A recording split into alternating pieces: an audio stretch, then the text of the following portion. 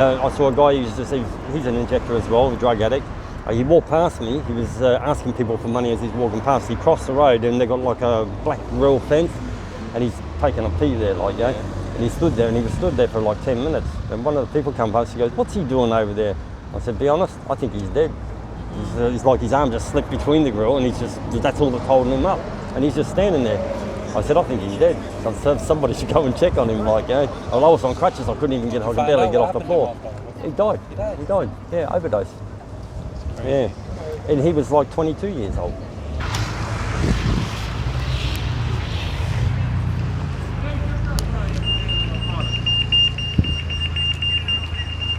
First of all, Rob, thanks for taking your time out to speak to us. No problem. How old are you? 52. 52. And how long have you been homeless for? I was homeless for 2 years, mainly in Tower Hamlets area. They pretty much said I had no local connection, they wouldn't help. They sent me to different charity groups to try and be housed, but 15 companies, none of them had access to housing. Okay. Yeah, none of them had access to housing, they just gave me the runaround basically. Is this your first time being homeless? It is, yes. So, how would you summarize, what led you to being homeless? I was in a Ladbroke property in Barking. Yeah, okay. Yeah, it was a flat above one of their shops, like, you know. Yeah. I had issues with no hot water for a year and a half. They weren't doing maintenance to the place. I went to the local council, Barking Dagenham Council, and the Citizens Advice Bureau. Both of them had tried to make contact with Ladbrokes to get the maintenance done, and they couldn't get no response out of them. So they told me to cease paying rent at that point, until such time as they made contact with me. And I said, but they can evict if I don't pay rent. Yeah. And they said they can't because they've got to go through the Romford courts. And they'll back me in court. They'll be there with me.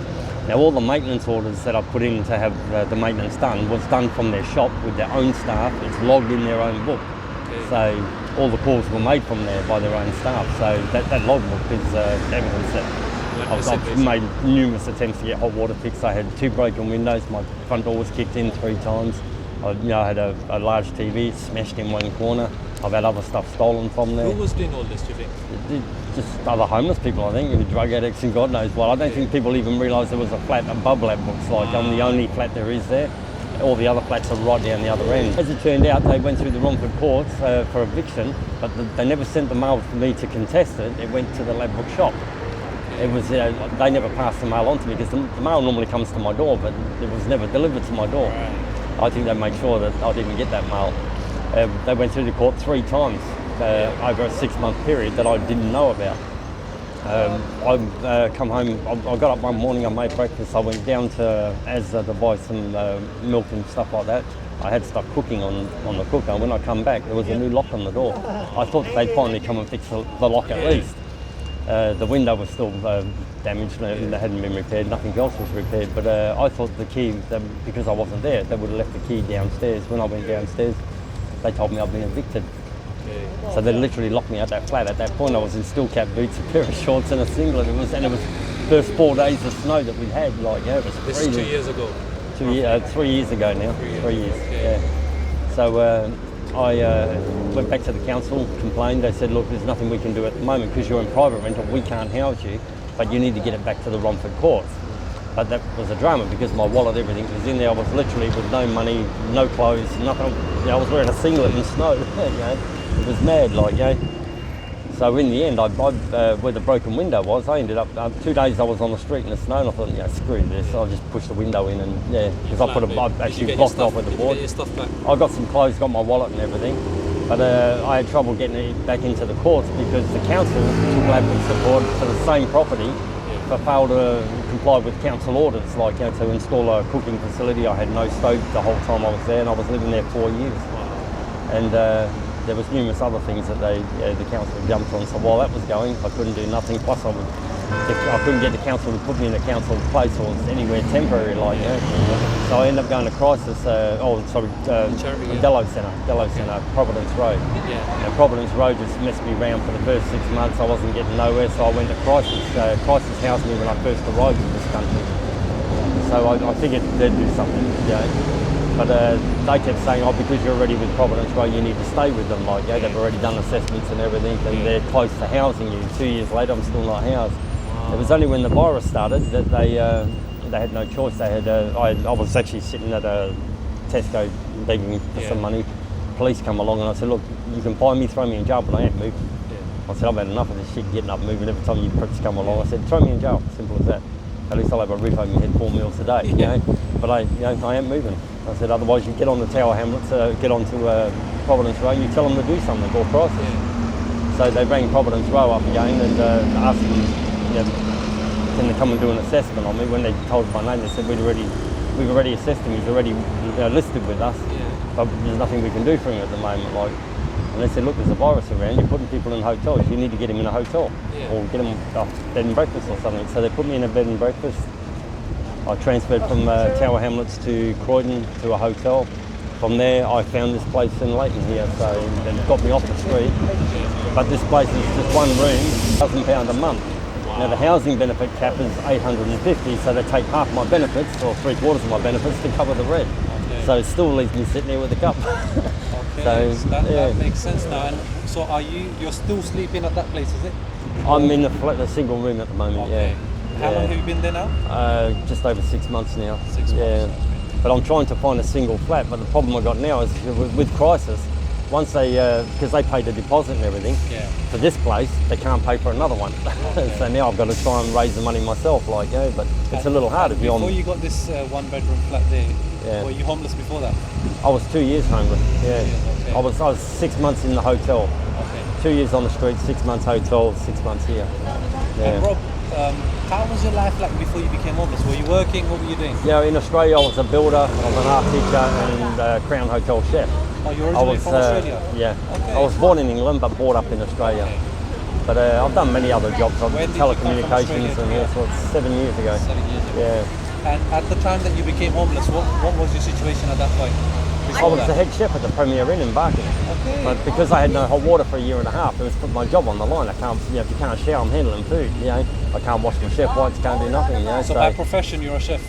I'm a builder by profession. I'm a Crown Hotel chef for Crown Hotels and an art teacher for adult curriculum art. In Australia, I was teaching Australian Aboriginals their own artwork, because a lot of the city Aboriginals, they lost their culture. So suppose people that watch our YouTube channel, if there's someone who's an employer and maybe they're looking for either a builder or a chef. At the moment, because 2 years on the, before I left Australia, I was waiting on surgery on my knees. I was booked in the day I flew out. It was a 4-year elective surgery. So I haven't had that done yet. And so chefing was easy work in a small hotel, I could handle that. But 2 years on the street, my health just deteriorated. My knees have got worse, my back, my ankles, my feet. Just by sitting on the street?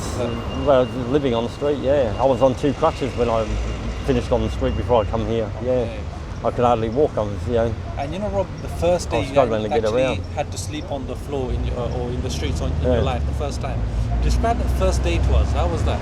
Freezing. It was snowing. I was in an Asda car park in Barking. Is that where you slept? In the underground car park, Okay. I was there for 2 days and that was it. It was freezing cold. I had no blankets, no bedding, nothing. I was in shorts and a singlet. All my family were in Australia. Did they know you're homeless? They knew I was, They did, Okay. I didn't tell them at first, but eventually worked it out anyway. Did they do anything to help you at that point? Not from here, no. My mother passed away when I arrived here, and my father, he's an old age. He's not good health neither. What do you find to be the toughest part about being homeless? The police moving us on all the time. I don't know, people just, 90% of them are ignorant. I think it's because of the shit they put on TV, like homeless make £400 a day, all that crap, or they use it on drugs. Not everybody's drug addict or like that. It's crazy. What kind of reception did you get from other homeless people, the homeless community? Were they positive? It's like they say, you keep your enemies close, keep your friends close, keep your enemies close. So those people you need to keep close because they turn on you in a minute, And the homeless do back each other, because I had a lot of trouble sleeping in the Tower Hamlets area. There's over 130 homeless, and a lot of them are, crackheads, they're off their nut. I got attacked in the tent, I was sleeping in the tent, a guy came at me with a hammer, you didn't even know who was in there. He was off his head, just... Was that another homeless person? Drugged up. He's in the hostels, But that's another issue, is the hostels, it's, and this having no connection to a borough. That is saying you have no connection to a local borough is a violation of civil rights and human rights. As a British national, I was born in this country. You have the right to live anywhere. You can't tell me I can't live here because I don't have a local connection. That is a violation of the UN treaty. That needs to be challenged. And I was actually in the process of doing that the last year, just before the virus hit. They'd already run a story through the Evening Standard about to start a full petition across the whole UK, but then the virus hit. So everything got put on hold, like, you know. But I was going to challenge them on it. I had a UN lawyer organised, everything ready to go, like, you know, to challenge them on this legislation. Are you going to pursue that? Oh, definitely, because it's wrong, you know. It's isolating people to a borough, whether you're homeless or not. If you're isolated to a borough, you might as well be in prison. Yeah, you can't live here because you don't have a local connection, you can't live there, and if you're living here and working over there, it's stupid. It's like it's like control. Yeah, the government just trying to control everybody, keep them in one place. Cameras see everything, facial recognition, they know where everyone is, you know. That's all it is, it's just a control thing. But it is a violation of civil rights and human rights, you know. Rob, for you being homeless for let's say 3 years with this experience, what's the nicest thing someone has done for you? To be honest, it was that same time when I was in the 4 days of snow that we had. It was 2017, I think it was. Somewhere around there. I was trying to beg up some money. I give up because there was beggars all over the place. There was nowhere I could sit where I could make any money. And I just sat on a corner pub. There's a pub there, outdoor tables. I just sat down there, bought a soft drink like Coke because I don't drink alcohol. And I was just sitting there, and a guy come out, and he must have seen me moving up and down the street a few times, and he just come out and he put £100 in my hand. Wow. And then he said, "Come with me." And I said, "Where we go?" He goes, "See that hotel over there?" And he booked me 4 days in a hotel and gave me £100. You did not know this person? Didn't know him from Barra Soap. Wow.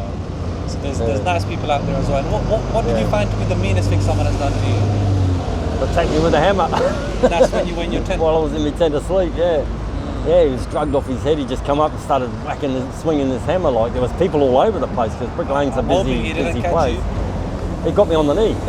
Just after it was starting to come good, yeah. So he made it worse. If you could get one wish, what would your one wish be? Get rid of this having no local connection. Yeah. People sign that petition. That's what they need to do. That will solve a lot of problems, isn't it? It'll solve a lot of homelessness because the problem I had when I approach other councils like Ealing, Broadway or Barking or anywhere else, even Barking, because I was there 4 years. I was 1 year in Upney, 4 years in Barking, and that's 5 years now. Their local connection, they say, is 5 years. Well, Upney is a part of Barking Dagenham Council. So how is it that I changed from Upney to Barking? You're saying, oh no, they're separate, like, yeah. Okay. That was crazy, like, yeah. But I think they really need to get rid of that legislation. It is pure violation of civil rights. Are the homeless charities backing this movement as well? We were actually in the verge of actually getting Crisis involved with it because I've spoken to many people staffing Crisis and they all say the same thing. It's a violation, like, you know, that shouldn't be the case because Crisis have access to council housing for emergency accommodation for families with kids and stuff that are on the street. And they're scattered all over the place, and they could get someone that's been living in Barking all their life and move them straight to Ealing Broadway, not a problem at all. So why is it any different for places, companies like Providence Row or Safe Connections or Streetlink and so on? Why is it a problem for them not to house you somewhere else? It's just lack of organisation. It sounds like. It was Crisis that I went through in order to get this one here, and I don't have a local connection here, like. And being homeless for 2 to 3 years, what is the one lesson that you've learned? Don't come to England. Australia's a lot easier. I've never been unemployed in my life. I've never been on the dole in my life. I've never been unemployed in my life whatsoever. I had 4 businesses in Australia. Wow. A distribution business that turned over $45,000 a month. It's crazy. I had 2 properties, a beachfront property that we were renovated or rebuilt and renting out for tourists. And I bought myself a country property for my missus' kids. What gets you through the tough times? Oh, I just press on. Nothing gets me down. You don't give up? No, I just lie to everyone. I'm just typical Australian. And you mentioned that your wife and your kids, where are they then? I wasn't married. It was a girlfriend, and they're still in Australia. They're all grown up and How many kids do you have? I've got 3 girls, 4 girls, 1 boy. 3 in Australia with a son in Australia, 1 in Utah. And when was the last time you spoke to them? Oh, I speak to them regularly every day. You do? Okay, that's good. That's why I collect money as well. The first thing is top the phone up. That's good. And just coming to the end then, I want to ask you, you know, people that walk past you, what are some of the things that they do that put a smile on your face? Things like the young girl, they just come over and give me a drink. Yeah, I didn't even see the money, it was a drink I saw, like, yeah. But yeah, I don't know, people come over, they chat, you know, there's a lot of nice people around, like, you know. Okay, so I want to ask you two last things then. One is, if the government officials are watching this, you know, people that can make a change and make a difference, what would your message be to them? Get rid of that legislation. They need to start funding charities, and that, you know, charities are set up to help house people, but they've got no access to housing. The government needs to make housing available, and that includes council to charity groups. You know? Charity groups are looking at private rentals and things like that, but someone in my circumstance that I'm here on my own, I have no kids with me on the street, you know, I'm not married, you know, I'm like pushed to the back of the list. You put on a list, like, and as you creep up that list, someone else comes in, you're pushed back again. You know, you could be on the street forever. It's you know, they need to clean up their mental health facilities as well. The reason I went to Tower Hamlets in particular from Barking was because there's dozens of hostels around there, all run by Providence Road. You know, other companies can assist you to go in there as well. But they're prioritised to drug addicts and alcohol and mental health. Now, none of the staff in there are qualified for mental health, drug addiction, or alcohol addiction. I had a lady, I thought she was a journalist at first. She was doing what you're doing. I thought she was just a journalist writing a story on the Dello Centre itself. And while I was talking to her, I said, when I said that the staff are not qualified, she goes, "What makes you say that?" I said, "Well, can't you hear what's going on in the foyer now? You can hear a lady in the toilet, she's like in her 60s, injecting heroin in the toilets in that centre." And I said, "Can you hear the lady behind the counter? She's saying, 'Take your time, you'll get it soon.'" She's trying to get a vein, she couldn't find a vein. And because injectors, their veins collapse when you sit there. So, you know, I said, she's instructing her. She goes, "Oh my God, I've been listening to that for the last hour. I didn't realise what was going on. I think I should call the police." And I said, "Did you see the guy standing between the foyer and the toilet where they're yelling between each other?" I said, "That's the police officer assigned to the Dello Centre." Wow. He is a police officer, and he's not paying any attention to it. I said that, you know, you're talking about people that have mental health issues are put into hostels with drug addicts who are going to get them into drugs, and that's not a good mix. That's a death wish. You know? It's making things worse, really. I've seen a lot of people die on the street. You know, since the 2 years I've been on the street.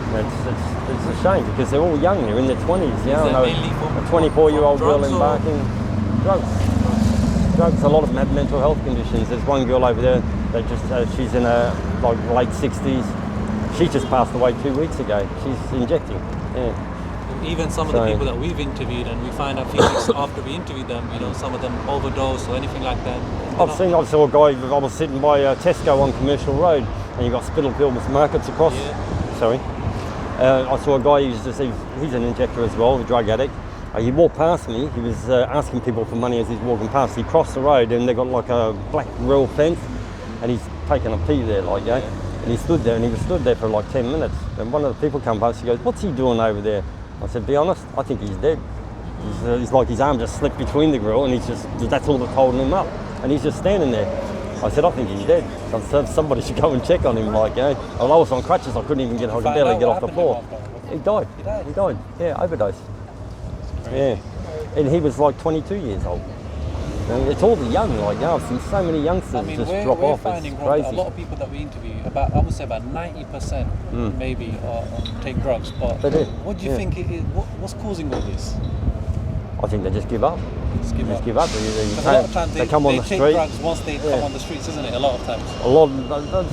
Some of them come on the streets because of drugs, but 90% of them are because they've come on the street, they've been on the street that long, they're hanging around other homeless people, they're like, "Oh, fuck it, I'll smoke with them," or whatever. Before you know it, they're smoking crack, then they're smoking heroin, then they're injecting.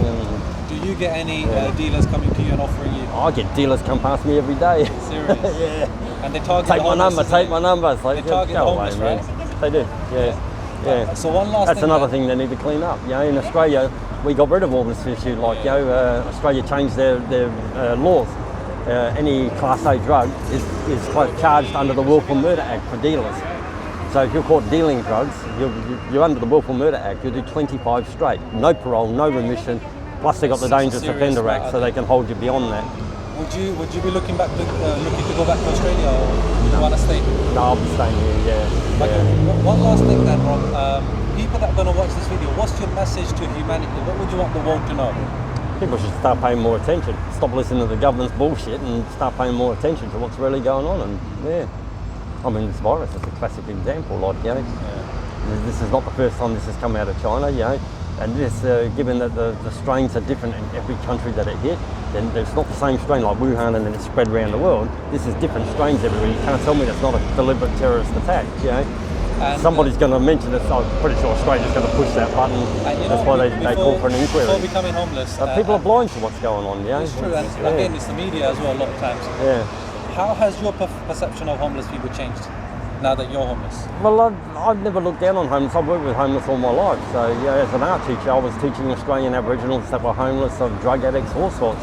I had 3 different art classes, schools going over in Australia. Like, it was to get them off the street, give them some direction. They do a bit of art. They learn. Art's not a talent; it's a trade. You learn it. Okay. People got this idea. Oh, he's a talented artist. I'd never be liable to do that. But you can anyway. It's a trade. You've got fundamentals of art. You learn it. You'll find you'll produce better. The more you paint, the more better you get. And that's the thing is I've had people come in and they can't paint for shit. They just come along just to get off the street for 4 hours. But then 6 months down the track, they're knocking out some bloody good artwork. They're making money. They start sitting on the street when they're begging and they're painting and they're making money. They've got themselves into housing. They're off the street. Got rid of the drugs. They've got art galleries.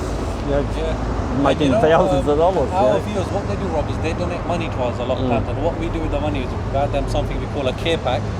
So is it okay if I give you one of those packs? Oh, that'd be great. God bless.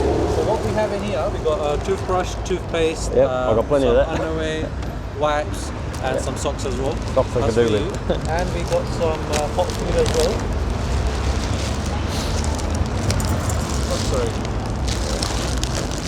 Oh, God. I didn't even see the guy that brought that out. This is for you. We've got some food as well. Appreciate it. And people that donate money and they want to help the homeless, what would your final message be to the people that want to help the homeless? Well, the government put all this shit like, you don't give money, you buy them food, but we need to wash clothes. We need transport to get out. I mean, I've been stranded in this area for the last 6 months. I can't even get enough to get an Oyster card. I was offered a job last week as a security guard but it's in Tower Hamlets. But it was through my neighbour. He actually works for this company, but he got sacked 4 days last Tuesday. I was supposed to start work Saturday and get a ride with him to work because he was doing the same shifts. I woke him up that morning. He told me he got sacked. I said, I've got no way to get there. So it did. Yeah, well, not completely. So for people that want to help and they donate money, what's your message to them? Be wary of who you're giving money to. For one, I mean, I don't disagree with that, because drug addicts are easy to pick if they're just buying up. 90% of them collecting for drugs. You just seen that guy who's been pacing up and down. I don't know if you noticed him, tall, skinny guy, blue clothes. Yeah, he asks people as he walks. He's also a drug addict, but you can pick them. The injectors, they've got scabs all over them. They're always digging at themselves. They think they've got bugs under their skin and things like that. All over their face. These are the people you don't give money to because you know that it's just going to go on drugs, and you're not helping them. In the end, you're helping them kill them. So people are just got to be more vigilant who's homeless. Speak to them. If you don't know, speak to them. Get to know them. But I've had people come up to me and say, "Oh, bad teeth, that's a drug addict." It's not. I mean, 2 years on the street, you don't have access to water, toothpaste, toothbrush. You can't carry it all around with you. I mean, stuff that you just gave me, I'd probably use it once as a toothbrush and it'll end up in the bin because there's too much stuff to carry around with you. You can't carry everything with you, your clothes, your laundry, your bedding, and trying to find somewhere to put your head down. That's another issue. For homeless people, is no matter where you sleep, police are going to move you on. They literally give you nowhere where you can actually put your head down and get a night's sleep.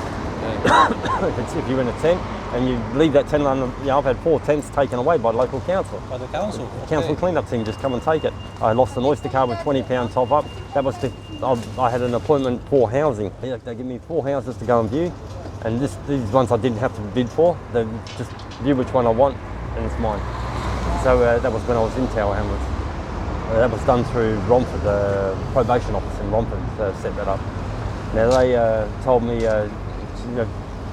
get an Oyster card, sort it out, and make sure you can get to them. So I had a week to prepare. I got a £20 top up on oyster covers with a £20 top up. I had all my documents and everything I had put away at a friend's place. I brought back to the tent with me. I had them in the tent. I got up in the morning, I bought brand new clothes, decent clean clothes. Went to the mission, had a shower, shave, everything there. Come back to grab me clothes and change my clothes. To find my tent was gone. All my documents, everything. All my references for housing. I lost the whole lot in one day. That must but you know what, Rob? And funny, my tent was there for 6 months. They never knew it was there. Look, we're going to be praying for you.